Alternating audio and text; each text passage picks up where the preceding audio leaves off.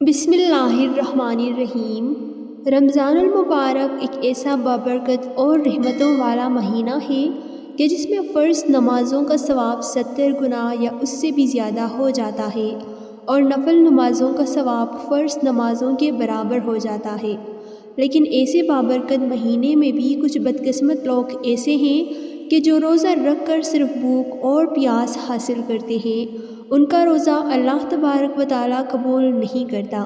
حضرت علی رضی اللہ تعالیٰ عنہ سے منسوب روایت لکھی ہے کہ دنیا میں 4 ایسے روزے دار ہوتے ہیں کہ جن کا روزہ اللہ قبول نہیں کرتا۔ ناظرین کرام، حضرت ابو ہریرہ رضی اللہ تعالیٰ عنہ سے مروی ہے کہ نبی کریم صلی اللہ علیہ وآلہ وسلم نے فرمایا کہ جو ماہ رمضان میں ثواب کی نیت سے راتوں کو عبادت میں مشغول ہو جائے تو اس کے پچھلے تمام گناہوں کو اللہ تبارک و تعالیٰ معاف فرما دے گا۔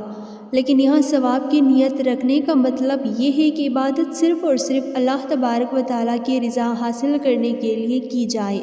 یہ عبادات شہرت حاصل کرنے کے لیے، لوگوں کے سامنے دکھاوا کرنے کے لیے نہیں ہونی چاہیے، ورنہ پھر اسی عبادت کا کوئی فائدہ نہیں۔ قرآن کریم کو اللہ تبارک و تعالیٰ نے رمضان المبارک جیسے مقدس مہینے میں نازل فرمایا ہے، اسی لیے مسلمان رمضان المبارک میں قرآن کریم کی زیادہ سے زیادہ تلاوت کرتے ہیں۔ نبی کریم صلی اللہ علیہ وآلہ وسلم ساری رات اللہ کے حضور عبادت میں مشغول رہتے تھے۔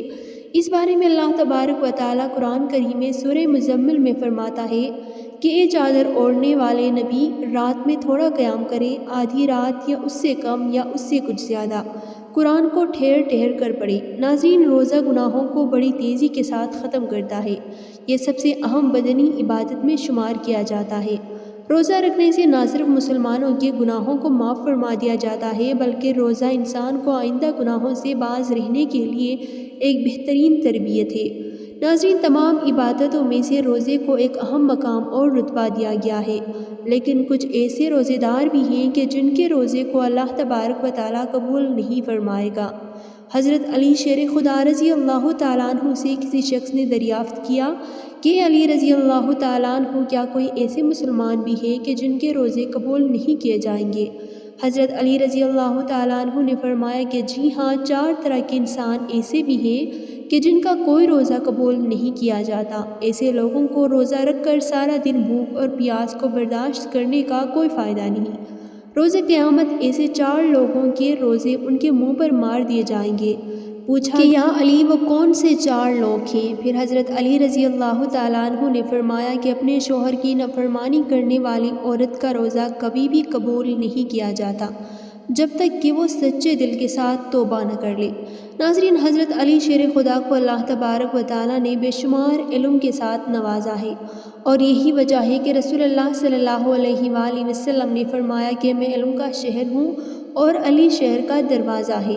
چنانچہ حضرت علی رضی اللہ تعالیٰ عنہ نے فرمایا کہ جس عورت نے اپنے شوہر کی نافرمانی کیا تو سارا دن بھوک اور پیاس کے علاوہ اس کو کچھ حاصل نہیں ہوگا۔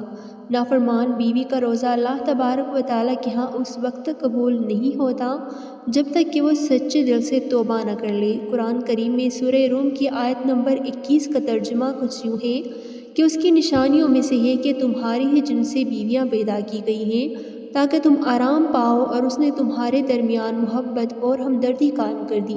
یقیناً غور و فکر کرنے والوں کے لیے اس میں بہت نشانیاں ہیں۔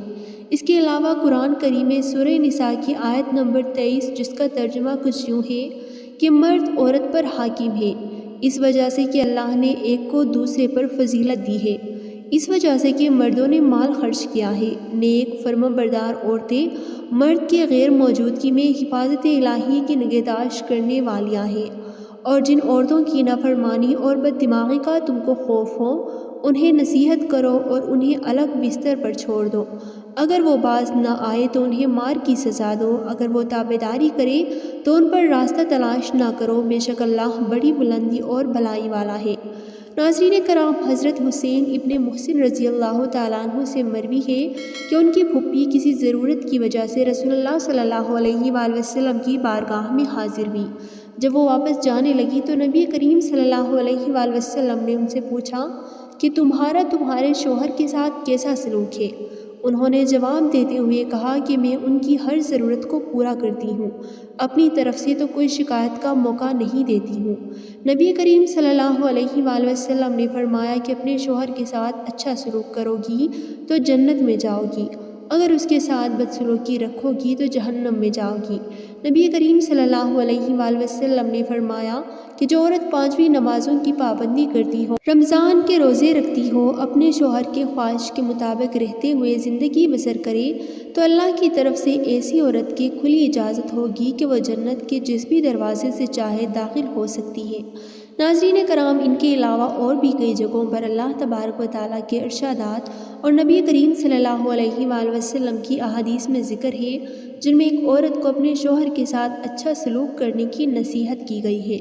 حضرت ابی ابن مالک رضی اللہ تعالیٰ عنہ سے مروی ہے اور حدیث پاک کا مفہوم ہے کہ رسول اکرم صلی اللہ علیہ وآلہ وسلم کا فرمان ہے کہ جس بندے نے اپنے والدین میں سے کسی ایک کو اپنی زندگی میں پایا ہو اور اس کے باوجود بھی وہ جہنم میں چلا جائے تو اللہ تعالیٰ نافرمان اولاد کو اپنی رحمت و مرکز سے بہت دور کر لے گا۔ نبی کریم صلی اللہ علیہ وآلہ وسلم کا ارشاد ہے کہ اولاد کے لیے جنت حاصل کرنے کا سب سے بہترین ذریعہ یہ ہے کہ وہ اپنے والدین کو خوش کر لے تو اللہ تعالیٰ اس کے بدلے میں اس فرمانبردار اولاد کو جنت عطا فرما دے گا۔ اولاد اپنے ماں باپ کی خدمت کر کے اللہ تعالیٰ کو راضی کر سکتے ہیں۔ مومن کو اللہ تبارک و تعالیٰ نے اپنے والدین کا ادب و احترام کا پابند بنایا ہے۔ جب والدین بڑھاپے کو پہنچ جائے تو ان کی ہر جسمانی اور اخلاقی ضروریات کا خیال رکھے۔ جو شخص اپنے والدین کی عزت نہیں کرے گا اور ان کی نافرمانی کرے گا تو ایسے اولاد کا روزہ قبول نہیں کیا جائے گا۔ ناظرین کرام، پھر حضرت علی شیر خدا نے فرمایا کہ وہ غلام اور وہ باندی جو اپنے مالک کو چھوڑ کر بھاگ جائے، جب تک وہ غلام اپنے مالک کے پاس واپس نہ آئے تو تب تک اس کا روزہ قبول نہیں ہوگا۔ پھر چوتھا مسلمان وہ ہے جو اپنے امام کی اطاعت نہیں کرتا، اس کی نافرمان ہے تو اس کا روزہ بھی قبول نہیں ہے۔ حضرت ابو ہریرہ رضی اللہ تعالیٰ عنہ سے مروی ہے کہ رسول اکرم صلی اللہ علیہ وآلہ وسلم نے فرمایا کہ جس نے میری اطاعت کی تو اس نے اللہ کی اطاعت کی، اور جس نے میری نافرمانی کی تو اس نے اللہ کی نافرمانی کی۔ ناظرین کرام، قرآن کریم کی سورہ نساء کی آیت نمبر 59 میں اللہ تبارک و تعالیٰ نے فرمایا کہ ایمان والو، حکم مانو اللہ تعالیٰ کا اور حکم مانو رسول اللہ صلی اللہ علیہ وآلہ وسلم کا اور ان کا جو تم پر حکومت کرنے والے ہیں۔ قرآن مجید اور حدیث میں ہے کہ رسول اکرم صلی اللہ علیہ وآلہ وسلم کی اطاعت کے بعد تم پر امام یعنی امیر جو حکومت کر رہا ہے اس کی اطاعت کرنا تم پر لازمی قرار دیا گیا ہے۔ حدیث کے آخر میں یوں فرمایا گیا ہے کہ جس نے اپنی امیر کی اطاعت کی اس نے رسول اکرم صلی اللہ علیہ وآلہ وسلم کی اطاعت کی، اور جس نے اپنے امیر کی نافرمانی کی تو اس نے رسول اکرم صلی اللہ علیہ وآلہ وسلم کی نافرمانی کی۔ اللہ تبارک و تعالیٰ نے ہم پر رمضان المبارک جیسا بابرکت اور رحمت والا مہینہ اس لیے نازل فرمایا ہے کہ ہم دوسرے مہینوں کے نسبت اس مہینے میں لاکھوں درجے زیادہ نیکیاں کر کے اپنی بخشش کے حقدار بن سکیں۔ ہم سب کو اپنے آپ پر غور کرنا چاہیے کہ ہم میں تو کہیں ان 4 خامیوں میں سے کوئی خامی نہیں پائی جاتی۔ اگر کسی میں ان خامیوں میں سے کوئی خامی ایک بھی پائی جائے تو اسے چاہیے کہ فوراً توبہ کر لے اور اللہ تبارک و تعالیٰ سے سچے دل سے معافی مانگ لے۔ بے شک اللہ تبارک و تعالیٰ سب سے بڑھ کر رحم کرنے والا ہے اور اللہ ہی معاف کرنے والا ہے۔ اللہ تبارک و تعالیٰ سے دعا ہے کہ اس رمضان المبارک میں ہمیں زیادہ سے زیادہ نیکیاں کرنے کی توفیق عطا فرمائے اور ہمیں طاقت عطا فرمائے، آمین۔ ناظرین، کمنٹ باکس میں اللہ تعالیٰ کے 99 ناموں میں سے ایک نام ضرور ٹائپ کریں۔